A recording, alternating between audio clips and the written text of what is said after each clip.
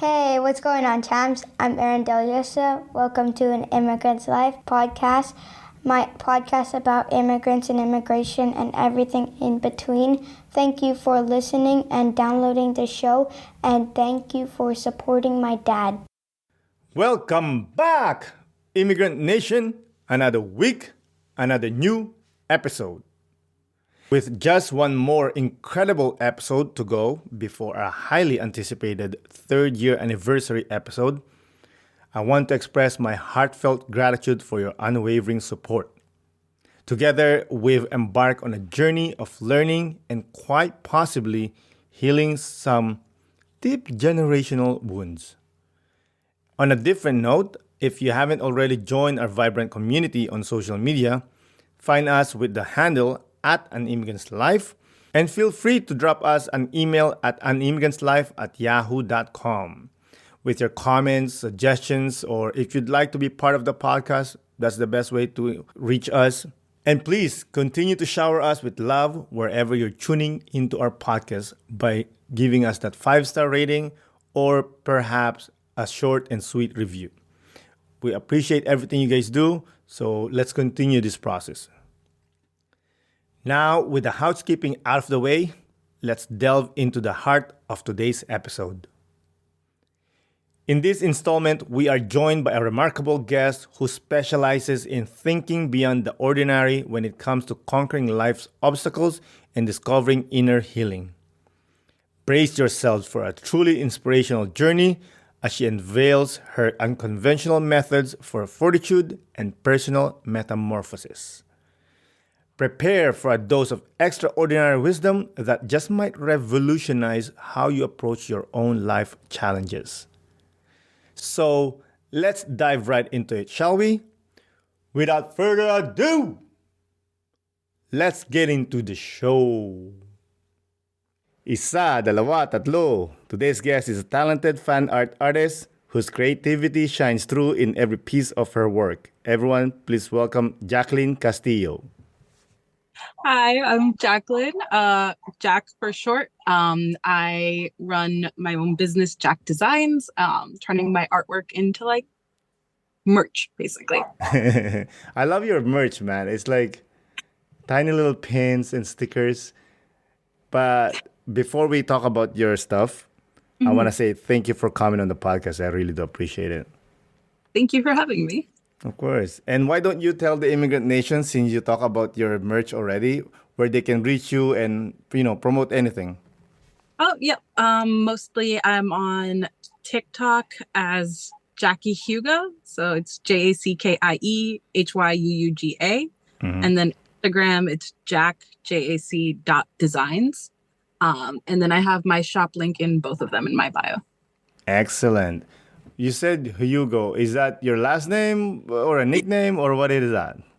It's a username I've been using since I was a kid. When I first found out about Naruto, and my first anime crush was Neji Hyuga. So what a nerd. I love it. It's one of the things that I don't regret, but I wish I catch is the boom of anime, because I watch anime too, but with my generation we were watching like Dragon Ball Z and all those like the older ones.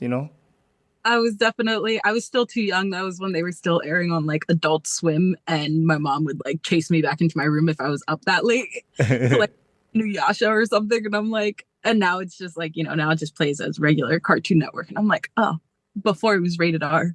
Now was it really? Yeah, that's why they put it on Adult Swim, so you had to be over 18 to watch. Why? But I want to say that was like still back in the 90s, so like the regulations definitely changed, because even like Family Guy was like on Adult Swim back then too. So that's why I was like never allowed to watch those shows, but I would still try to, because I was like, I don't see what's wrong other than like cursing and blood, but now it's normal. I think it's the blood more than the cursing. But it's so weird, like you said that. I never thought of that, because I grew up in the Philippines. When we used to watch anime, it was like after school or Saturday. The only ones that we could watch were like, I think it was just Naruto. So that's why I became like infatuated with it a little bit more because it was there after school, like in the evening. But like Inuyasha or something would be on at like Adult Swim at like 2 a.m. or 2 something. a.m. and you watch it? Because me and my sister used to share a room, so she used to sneak out to watch it. And being the little sister, I would run up and be like, "What's she doing?" And then she put it, and it was like I'll always remember being traumatized by it because it was like one demon that was pretending to be Inuyasha's mom, and then they showed in the water she had no face, and I just screamed my like little lungs out, and then my mom woke up and we got in trouble. Did you get beat up? Oh yeah, the chancla, la faja, all that. The match chancla. We call it Mhm. chinelas in Yeah, Filipino. I don't know why. It's such a weird thing. It's like chancla and then chinelas. I don't know where we got the chinelas from. I had two best friends growing up, like from middle school to high school, that they were Filipino. So it's like I would overlapping of it. I Mhm. thought it was funny. So that's why when you said it the first time, I knew exactly what you were talking about. Yeah. I know you're from New Jersey. Did you grow up in New Jersey? Were you born in New Jersey? Yeah, I was born in Newark and raised in Belleville. But me and my sister were the only ones born here. I have older brothers and sisters that were born in Honduras. But they're in the States. Yes. Okay, that's good. How did your mom and dad got to the States? Because I know going to the States like is almost impossible. Yeah, I don't know the full story of. I think it was my mom is like one of five children, Hmm. um, and they all kind of like spread out. And the two older sisters made it to the States, and then I think they sponsored my mom to bring her over here. Hmm. At the time, she was married in Honduras, and she had a son, which is my older brother. But they got divorced, and then that's when she came over here with my brother. And then my mother went from like Texas, I think Virginia, and then landed in Jersey. But Hmm. there's like a bunch of places she lived before finally like settling in Belleville.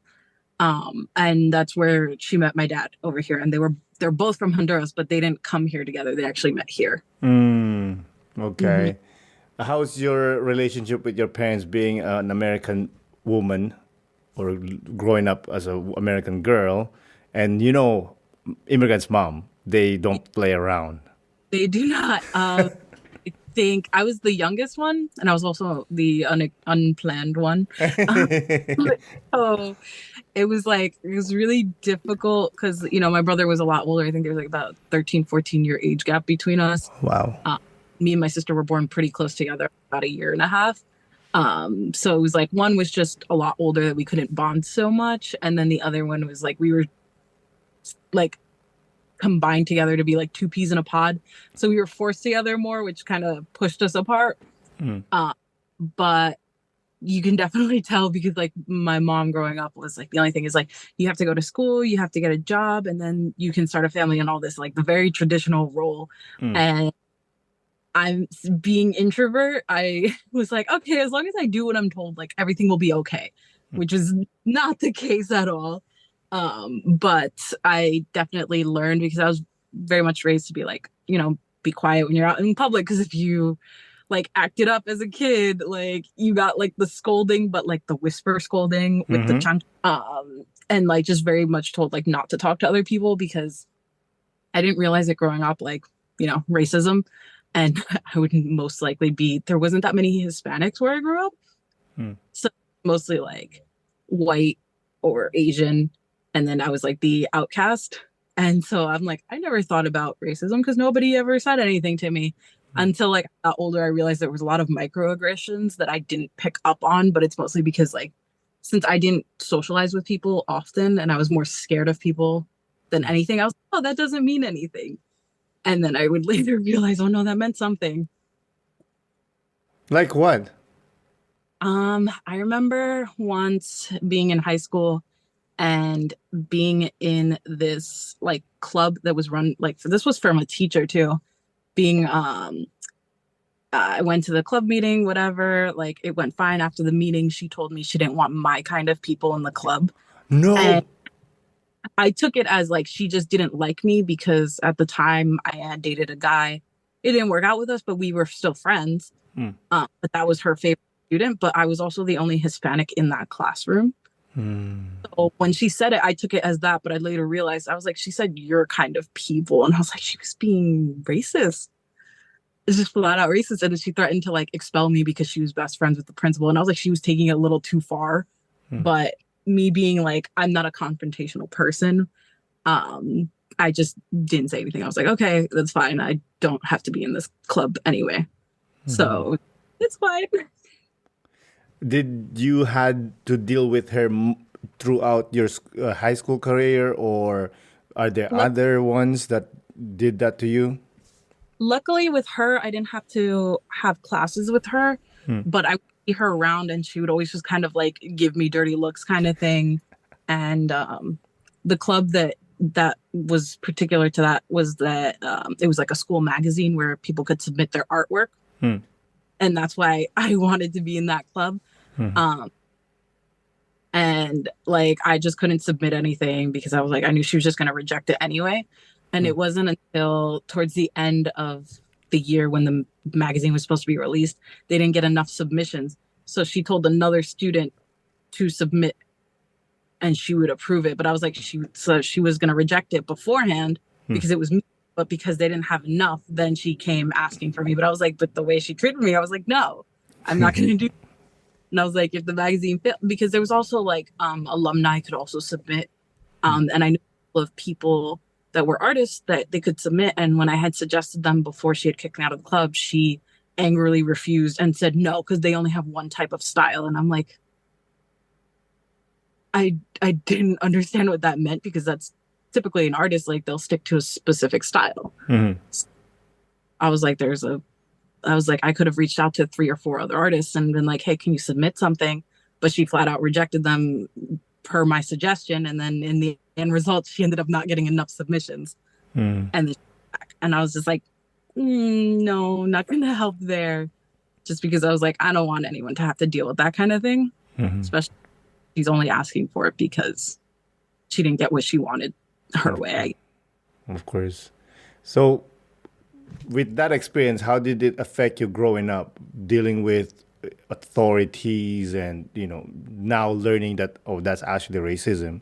Yeah, it was pretty hard because this was like, I really was kind of more of like a shell of myself until then, when I started becoming more socially aware. And shortly after that, I went to college because I was like maybe, I want to say sophomore, junior year of high school that happened. But before, I was just more of like, I didn't really talk to enough people to realize people were like giving me microaggressions. But that was the pivot where I was just like, oh, people like this actually exist. And then it would be things like, just things that people would say to me that I would question. I was like, is that supposed to be racist? Like, are they doing this on purpose kind of thing? And the main thing is like, I'm Hispanic, so they always automatically assume I'm Mexican. So hearing the go back to Mexico, like kind of stuff, and or like people just automatically assuming that, they'd be like, oh, let me guess your race. You're from Mexico. And I'm like, no, nope. And then they would get offended. Like, and then I was just like, it's fine. I know Honduras is not a very well-known country. There's not a lot of us. Everyone that I meet, I'm related to. So I'm like, it's fine. Because I have such a massive family. But I usually would be able to pick up on it now when people were giving me like some sort of indication that they were like giving me microaggressions, because I'm not a confrontational person or care to try to change anyone's mind about that kind of thing. I'm too scared and nervous around people in general. But it was definitely something that I was made aware of. And like, especially like in college, there were some people that they were just very outright didn't like me, which is fine. Like, you don't have to like everybody you meet, but there was no valid reason. It was just more of like day one introductions. And then they just were incredibly mean after the fact. And I would look around and realize that I'm like, this school is mostly just Koreans and white people. There was no Hispanics. Maybe 1 or 2 that I would occasionally find, but in different majors or programs. So it wasn't people I would interact with often. So I started to wonder, like, was like one girl in particular was very, very aggressive. So I sometimes wondered if it was that, because I was like, I never said or did anything to her other than being like, hi, my name is, and that was pretty much it. So it's very hard, I think, to differentiate when someone's just mean because they're a mean person, or is it mean because I'm the only brown person in the room kind of thing. Yeah, I see what you're saying. But I mean, if they say something's particular about your ethnicity and your background, I think that is, prejudice. But if it's Yeah. just like, I don't like your hair or whatever, like, I think that's just you. Yeah. That's why I think it's like, it's harder to tell because only because of the fact of like, nowadays people know that if they said something that obvious that they would get it turned on them very quickly. Um, but that's why I'm like, it's hard to tell, but I definitely became way more aware of it. Especially just things like going to the store, or even like if I would go out of the country, like I was in Italy or France, the they'll follow you around the store to make sure you're not taking anything kind of thing always happened. And I was like, You and me, girl. I'm like, okay. I was like, I just wanted candy or something small, and I'm just fine. Uh, it just Yeah. became kind of like a day to day. Luckily, nothing super horrible other than like, crazy drivers being like, go back to your country because they wanted to cut me off kind of thing. Well, everyone's racist when they're driving. Yep. Yep. Touching back about the store situation, I remember like this happened like a few years ago. I was wearing a hoodie, but a decent hoodie. You can see my face, and I'm wearing a backpack. And I went to the store because I don't know what I was doing there. And I was leaving, and everyone has a bag, right? Mm-hmm. But they're not this face, and they're not checking them. And then I was gonna go outside, and then this person stopped me. I'm like, oh, 1 minute, can I check your bag? I'm like, why? Oh, we're checking our bags. I'm like, there are bags over, like those people had bags. Why are you checking me? Oh, just precautionary. I'm like, you know what, dude, just do the thing and whatever. I also do remember, this was also, I think, my college years, during the summer break. So I'd commute from New Jersey to New York because I still worked in the city. I remember a homeless woman, white blonde lady with blue eyes, very much visibly on drugs, asked me for change. I didn't have any. So I was like, no, I'm sorry, I don't have any change. And instead of just moving on, she did say, do you even speak fucking English? And I was like, I just answered your ass in English. And then she was just like, why don't you go back to, and I was just like, I can't believe this drug crackhead is telling me to go back to my country when she just asked me for change. And if I even spoke English when I answered her in fluent English. So I was just, I'm like, these are fun. I think I've had more racist interactions on like commutes than like altercations. Yeah, but that doesn't count. She's a crack whore. Yeah. That doesn't count. She could have just said whatever she want to say. Yeah. If it was like your teacher there, that was terrible. Yeah. Yeah. That was like the most like,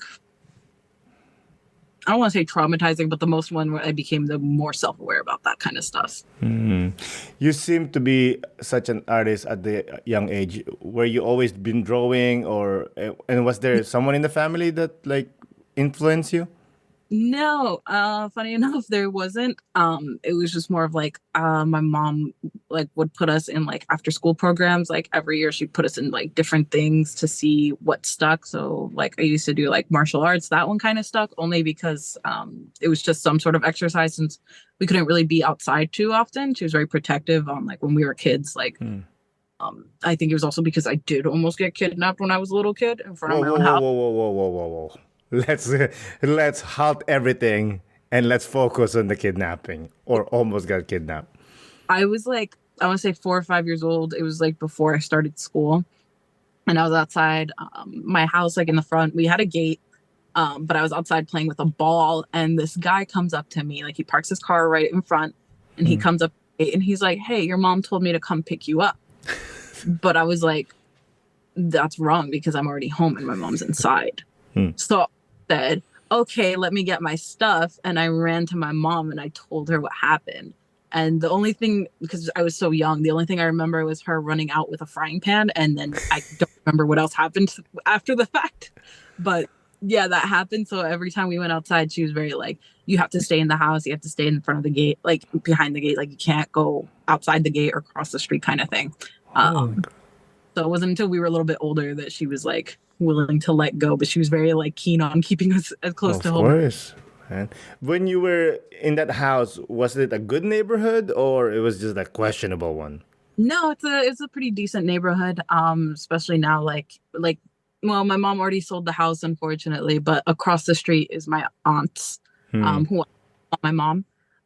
So the reason why I call her mom is because, like I said, my mom had three sisters. They all lived in the same house together with all of my brothers and sisters from when they were born in Honduras.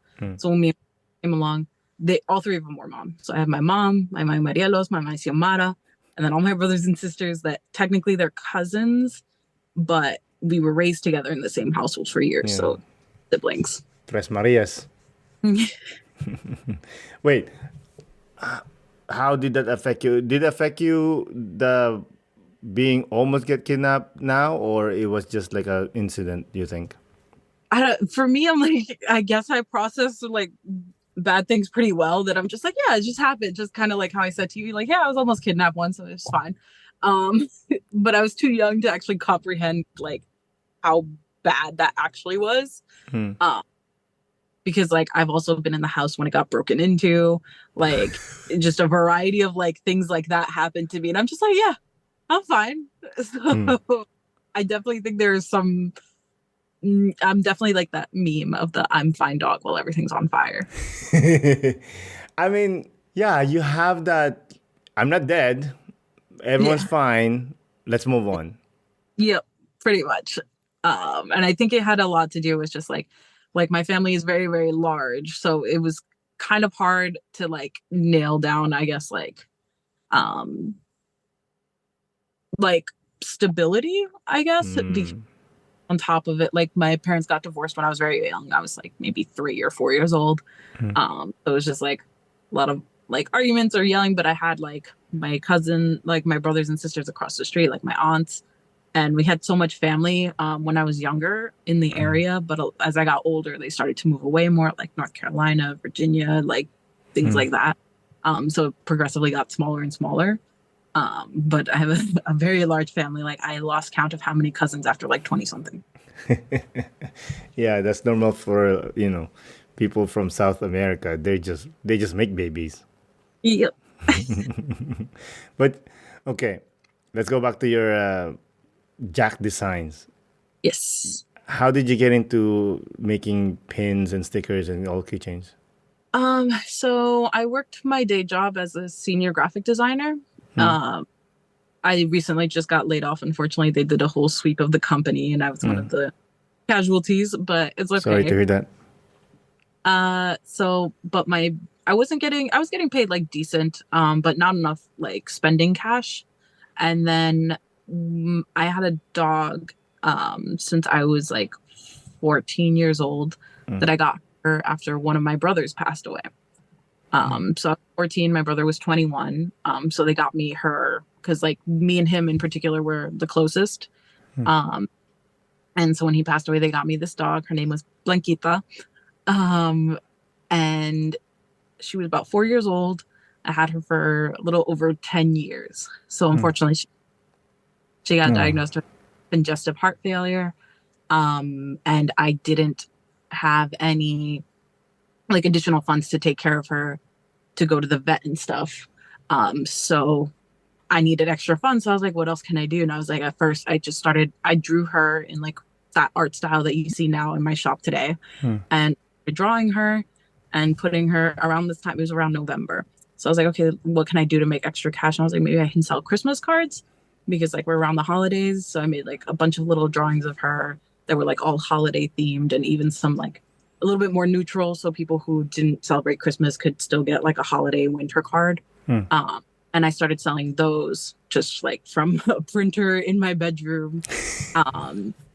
and selling it to get extra funds. And I ended up making enough so I could pay for about 2 or 3 appointments for her. And I was like, okay, well, what else can I do? Because like, I'm going to keep needing to take her to the vet and pay for her medications and stuff. So I decided, okay, let me draw some other stuff. And actually this art style before that happened, because when I started doing this art style, it was during COVID, during the Black Lives Matter. And I felt like so hurt about the situation. And I didn't want to go to the protest because it was like the height of COVID. And a lot of my my parents, they're older, so I didn't want to go somewhere where I could get exposed and potentially expose them. So like, what can I do from home? So I developed that style first, doing animated portraits. So if people donated to Black Lives Matter and showed me like their screenshots or receipts, I would then make a portrait of them animating their little protest signs saying like Black Lives Matter or like fuck racism or something, like whatever they wanted me to write on it, I would put. And then I started doing that. And I was like, so I did it completely free as long as people were donating. And then art style is when the whole thing with my dog happened. And I was like, okay, well, now I need to figure out how to make this profitable. And then I did the Christmas cards. And after that, I was like, I should do, instead of having such custom pieces, to make it a little bit more like a shop where people are like, oh, there's a bunch of stuff here that I like. So I started off with only like 10 drawings, including the ones with my dog. And then started like saving up some money here and there, like maybe $200 to pay for like keychains and pins. And then I just kept hoarding. Every time I had like some spending money, I would hoard it to like pay for products, because she was okay. Like it was the early stages, so she didn't have to go to the vet so frequently. And I figured once, it took me about maybe 6 or 7 months to gather enough product to then decide, okay, let me go do like a local Comic Con or something. May 2021, I believe. Okay. But everything started December 2020. And then that's when I did my first PowCon and I started selling things. And then like, first I was very nervous because like I said, I'm not very introverted. So having to speak to people was like horrifying because I never even had a retail job. So I never had to speak to customers. So I was like, oh, okay. Yeah. And then getting, used to and figuring things out on the fly, like how to check out people, like what like POS system should I be using and things like that. And so from there, I just kept doing more and more events. I try to do them every month. Oh, wow. I want to talk more about the conferences, but I want to ask first, how did you come up with the style, your like characters' designs? Yeah, so the way I did it was I wanted something that was kind of like, I'm a huge Funko Pop collector. If I was home, I would show you, but I have a whole entire collection, like 1,400 Funko Pops. 1,400? Yes. That's a lot. Yeah, and I really loved how they, especially in their early days when they first started, is that they had basically just the same model, but they would change such small details to make it look like a particular character. So I really like that idea, or that concept, and I wanted to start animating more just so I could get my own practice in, because I'm a self-taught animator. Like I went to college for graphic design, but I didn't specialize in motion. I didn't learn any After Effects while I was in college. I learned it after the fact. And then I was like, okay, but I also wanted a little bit of like a Sanrio, like Hello Kitty style. So that's where like lines come in and like the kind of flat colors. Yeah. So I started off with just doing like one version, which was me. And I'm like, what's something I can do? Like, how can I make this base character? So this way I just swap out like small things. So it's like more practical for me to animate, because a lot of these parts would just be recycled animation. I was doing. So I would just do like the simple stuff of like the eyes blinking and moving and the hands or like arms waving around. And like when I got more and more detailed with the characters, or like very iconic characters, then I would start adding more motion to them, like Jason or Freddy Krueger, and like Ghostface. Like I had them do more particular motions. And that was for me to like just teach myself more animation. Have you faced any regulatory or legal issues? Because these are, the images are owned by companies. Yeah. So I started off doing like the stuff that people know and recognize, but I'm trying to move away from it for that reason. I'm trying to add more OC characters, which I do already have in my shop, just not as many. What's OC Uh, characters? Original characters. Okay, sorry. Yeah, that's totally fine. So to do that, so this way I could eventually just phase out the other stuff, because the other thing is I do a lot of custom too. So like people commission me for things. So I've had people commission me for like characters that already exist and things like that. And then if it's something I already plan on putting in my shop, like I try to like tell them like, hey, it's gonna, if you just wait a little while, like I'll have it eventually. But I also, like I said, I try to stay away from like things like that. But that's how my shop started, unfortunately. No, for sure. But I had a guest that he draws fan art as well, and I asked him like, are you afraid you get legal actions towards you? He said, if you're not making like $1 million off of them, you're Yeah. good. They don't Yeah. care. That's pretty much what I've been like posting off of. That's funny. Wait, so let's talk about the conferences. I didn't know you have to pay. Yes, you do. And when I first started, tables were pretty affordable, so it was definitely beneficial for me. I definitely made a lot of profit. But now events are getting very, very out of control. Like I used to be able to get a 2-day like weekend vendor for like 150, 250. Now the lowest I can find something like that is 250, 350, and that's for like maybe 1 or 2 days. But for the most part, I've been finding a lot of them and they're like $500, $600. And I was like, I can't drop that kind of money multiple times a month on my own. So that's why I have my shop online, because I'm like, okay, well, hopefully people come back to it. Like I try to make my TikTok is definitely more successful than my Instagram. 7,000 on TikTok, where Instagram I only have like 1,000. So I get more traction there and more sales from there than Instagram. Yeah. They both have like my shop link, so regardless of how they find me, they'll be able to go back to it. But most of my sales come from TikTok. Is it worth it though, dropping those $250 for one day? Do you recuperate that, or you're like down? When I do like the events like that, like my favorite event I used to do was in Salem, Massachusetts. Sadly, this year I couldn't go to it because they actually got booked out. But for one day it'd be $250, but I would make rent money basically from that one. Wow, that much? So I'm like, that was my favorite event for sure. There are definitely other events, like the last event, I think the table was maybe like 300. I made about 900. So I'm like, it's definitely some profit, not as much as it used to, because the table prices used to be cheaper. So if I had 150, it's for the same events, but it's just that the price kept increasing throughout COVID, unfortunately. For sure. So you mentioned that multiple times, that you're an introvert. You cannot be an introvert when you're selling stuff. No, you are the face of the business. Yeah, and so that's why that was another reason why I did it, because even in my day job, they would tell me like, you need to learn how to communicate more. Like you need to talk, because I was always just told like, don't talk. So it's a very hard habit to break, especially from like, you're told from the ages of 0 to 18 not to talk, and then you're in college, they're like, don't talk during class. It's very hard to like click in my brain that I'm supposed to talk. I'm supposed to communicate. So it was very hard. And then it's funny because technically English wasn't my first language. It was Spanish. Oh, okay. But when I school, my mom was teaching me more English. So when I got to school, I could communicate. But like when I was like younger and learning, like I was learning Spanish. So sometimes like the words like get flipped around in my head, and like when I talk, it doesn't sound that great. So I talk very slow, very like I'm very trying to like put my words together properly, but it just sucks. And I'm like, I'm okay with that. I'm totally fine. I don't care anymore at this point. I wasn't meant for writing or speaking. I was meant to draw.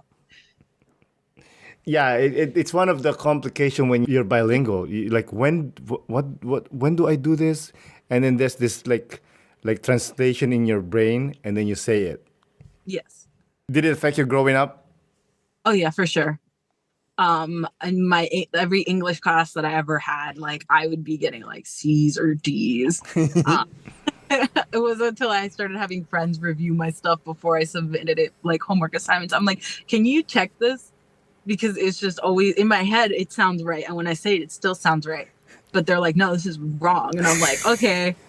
And now I'm like, now Chat GBT exists. So I'll write something and then I'll put it in there and I'm like, make this sound cohesive and then it'll fix it for me. Cause I can't. I'm like, as long as I've been speaking English, it's just not there for me. I understand, man.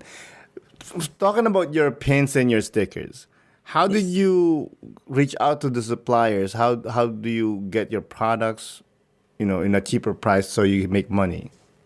That was actually a task because I didn't know any vendor friends. I didn't have any connections. Like this was totally like by myself. I was just researching like how to make custom things because I knew like, Walgreens, you can get like a custom keychain or a custom poster or something like that. And I was like, like services or something. So I just kept Googling and Googling for hours. So like eventually I'd find some like options. I'm like, okay, these sound pretty good. And then I was like, the pricing just does not make any sense for me, or like the quantity wouldn't make sense because like, oh, okay, I can buy like 1,000 stickers for cheaper, but it would be of just one design. And that wasn't a right fit for me. I don't sell that many stickers, especially when I just started out. I was like, I'm never going to sell 1,000 stickers within a year. I'm going to have 1,000 stickers of this one design that I'm going to be sitting on forever. So I needed something that did lower quantities at a decent price too. And so like I get all my products from like different places. Like my stickers, I actually get them from another small business on the East Coast. And I was like, I'd rather support another small business than a corporation that's also going to send me like something that's just way more than I need and can afford. So because like 1,000 stickers maybe is like $300, but I'm like, I also don't have $300 to spend on a sticker on one design. So it was just a lot of research and comparing. And when I started out, I did try a few different variants. So like my keychains, I used to sell big ones and small ones. Got them from 2 different manufacturers just so I could see the quality difference and like just my interactions with them. The one that I got, the smaller keychains, they were constantly making mistakes. They weren't terribly bad that I had to throw away product, but I was like, it's fine, but it was not up to what I wanted. So I ended up sticking with my keychain vendor. Like I still use the same exact manufacturer from when I started for that. But the smaller, stopped doing the dual sizes because like I would also look at like sales and see what people liked and like customers were asking for. Because a lot of people, they wanted the smaller ones, but I didn't know if it was because of the price point or because of like, that's just their size preference. So I made them all the same size just to test that theory. And it ended up being that people just wanted the smaller one because they like the size. I personally like the bigger ones, but I gotta sell what people want. Exactly. And I find like the smaller one's cuter. Yeah. So I ended up making a middle size because I thought the small ones were too small and the ones like were too big. So I made a middle size and I haven't had anyone complain about the sizes now. So I'm like, okay, cool. I got that down. There you go. Speaking of that, what strategies have you found most effective in reaching out your target audiences? Right now, it's definitely like, since I'm more on TikTok than Instagram, is definitely people like seeing aesthetic. Definitely people like seeing iconic or like pop culture stuff.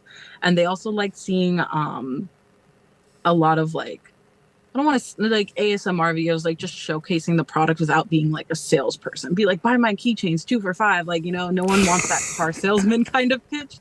They just want to see something like aesthetic, something that matches what they like, which is why I do like a variety of stuff. So you can see on my shop, like I have like a bunch of horror characters like Jason, Freddy, like Chucky, but you can also find things like Black Panther, Red X, or you can find like really cute stuff like little pandas or Cooking Mama or Mario. So it's like a variety. So showing that variety also like opens up the audience. So it's not specific. A lot of people, when I first started and I had less designs, they would see my table and be like, I would hear mostly from little kids. They're like, that's for girls, and then run away. And I'm like, It's not, but it's okay because they just seem cute.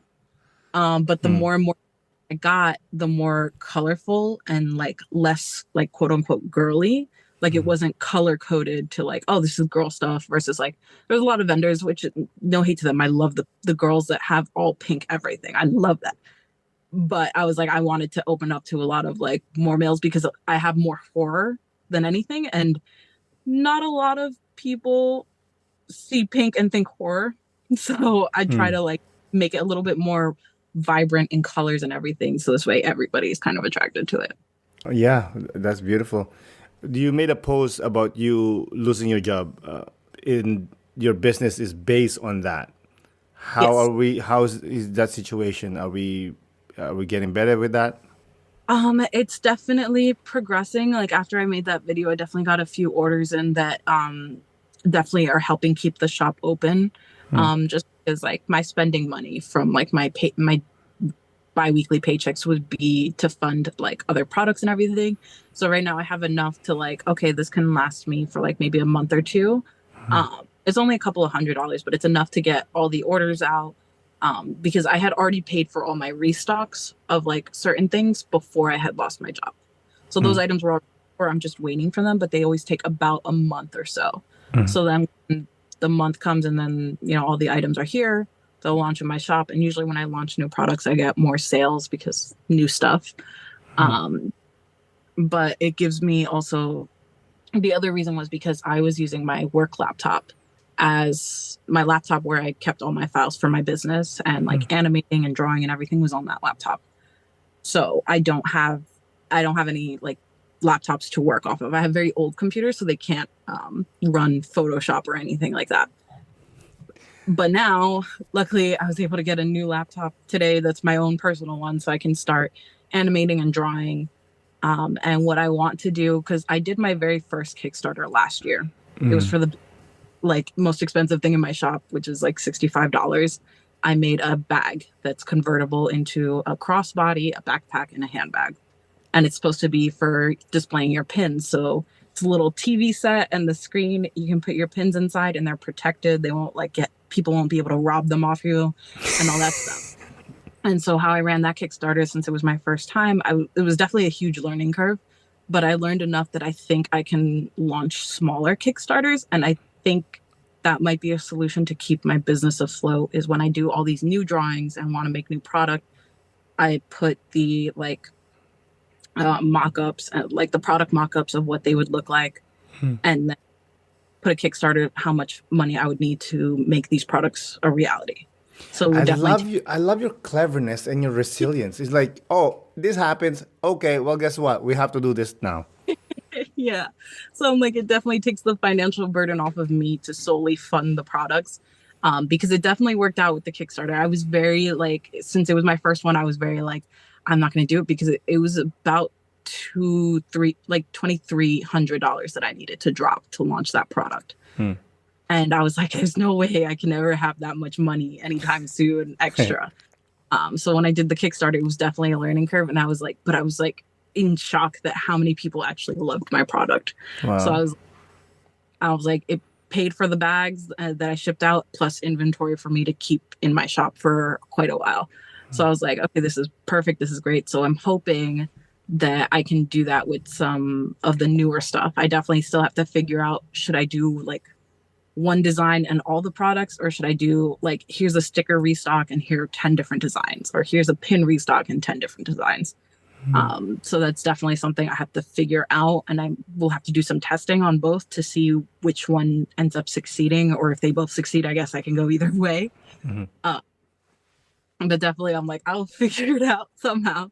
You'll figure it out, definitely. Again, being introvert and then starting a Kickstarter, how was that? Like, I was quote unquote, begging for money.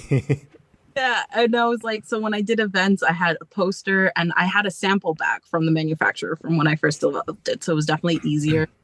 So what I ended up doing was just putting signs over the bag, like "Ask me about the bag," so this way I wouldn't have to like bombard people with information that they weren't looking for. Um, I would just be like, take a look around. Let me know if you guys have any questions. There's a product in the works there if you want to take a look. And then if they ask me about the bag, then I would tell them. And I also had it on my website. I had like a huge like little Kickstarter banner, and then advertising it on TikTok too. A lot of when I first started off on TikTok, I did the robot voices, like just typing it and then putting it to the voice so I wouldn't have to use my own voice. And the early videos, you could hear that I was very like quiet and mousy because I was scared to talk, but I'm a lot more confident in it now. I cringe hearing my own voice back though, but you get used to it at some point. Listen, girl, I've been doing this podcast almost 3 years now. I still cringe every time I listen to my voice. Yeah. I don't think it'll ever go away. Yeah. So I'm just like, once I post it, I don't look back on it. I'm like, no, I don't want to hear it. I'm like, it's fine. I love it. Where have you been finding your strength during this difficult time? Honestly, a little bit more just like me, because I feel like I've surrounded myself with the wrong people for a very long time, where I was always just kind of like disappointed or like hurt in the end. And I'm like, I eventually got to a point where I was like, I'm putting myself through this so much that I need to get out of it. So then I started to really just look at myself and be like, okay, well, these are things that I need to do, but it's really hard. But I'm like, but I've gotten through way worse at this point that I'm like, this is nothing. Like, I can do it. And then whenever I feel defeated, like definitely like when I initially lost my job, like I was on the like verge of tears.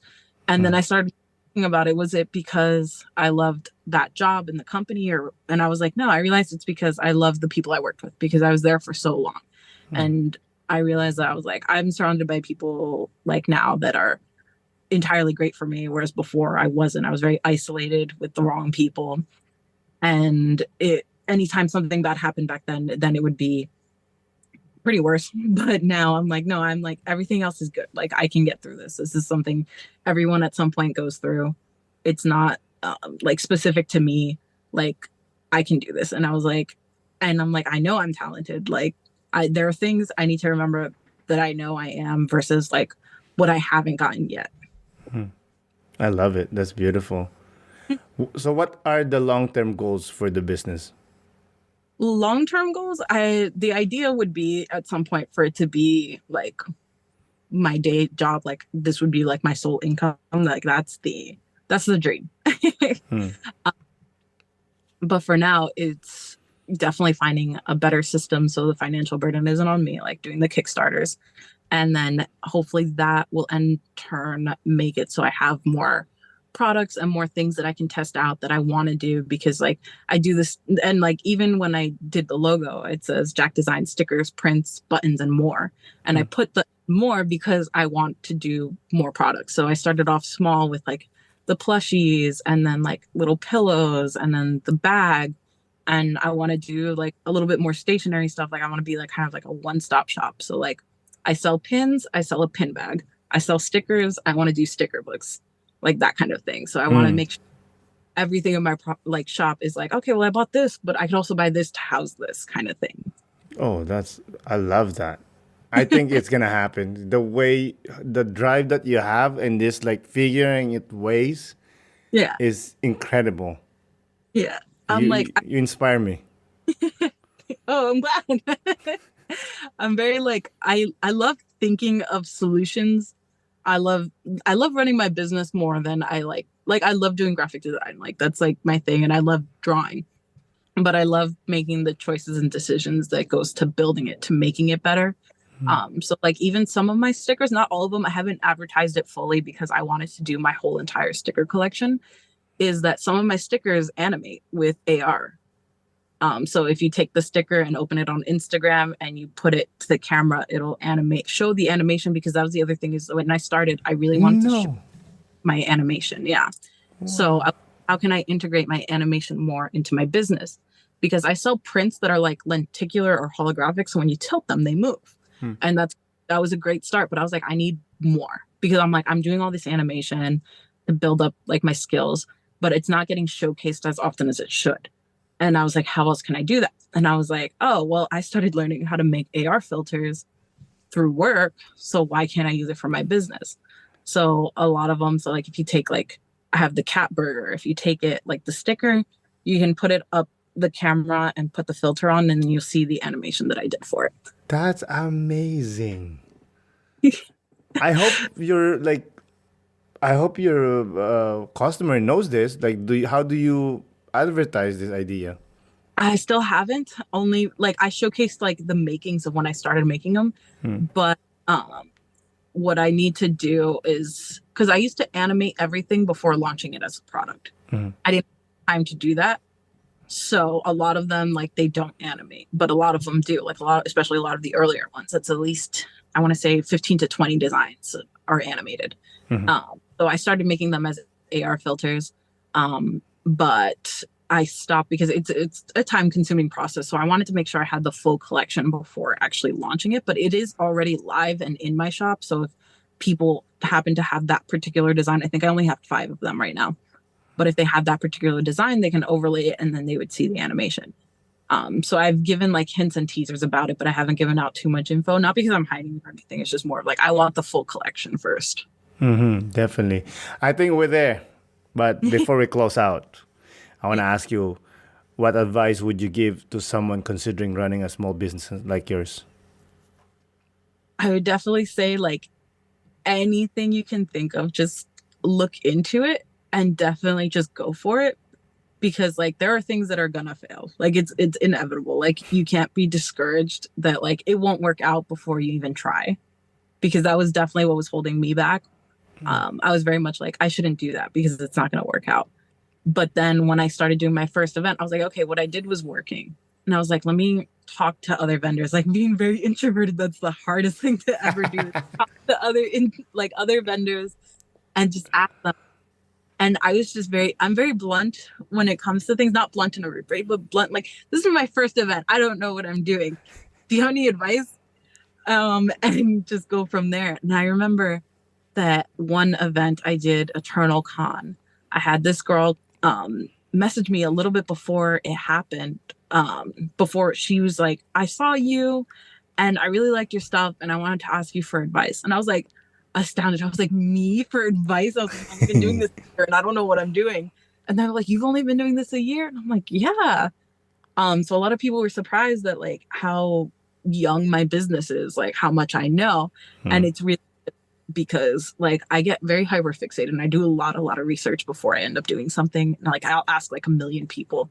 So it's definitely like that would be my biggest piece of advice. Like, don't be afraid to ask. Like everyone at one point has been in that same position.